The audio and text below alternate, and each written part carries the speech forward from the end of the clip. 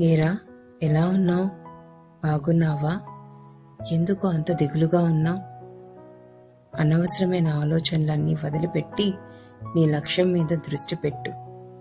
నువ్వు ఇష్టంగా ధర్మంగా చేసే పని వెనుక నేను ఖచ్చితంగా ఉంటాను.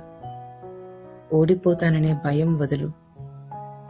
ఓడిపోతే నీకు ఆ ఓటమి పాఠాల నుంచి ఎలా గెలవాలో తెలుస్తాయి. నువ్వు ఓడిపోతే నీ వెన్నంటే ఎవరు ఉండరు. అదే నువ్వు గెలిస్తే నువ్వు మావాడివి అని అందరూ ఉంటారు. అలాంటి వాళ్ళ కోసం నువ్వు ఆలోచించి నీ ప్రయత్నం మానేస్తావా? నువ్వు ప్రయత్నం మానద్దు నాన్న. నువ్వు ఖచ్చితంగా ప్రయత్నించు. ఈసారి ఖచ్చితంగా నువ్వు గెలుస్తావు. నువ్వు గెలవాలని, నిన్ను గెలిపించాలని, నువ్వు ఆనందంగా ఉండాలని ఈ అమ్మ కోరుకుంటుంది. ఈసారి మనసు పెట్టి ప్రయత్నించు. ఖచ్చితంగా గెలుస్తావు.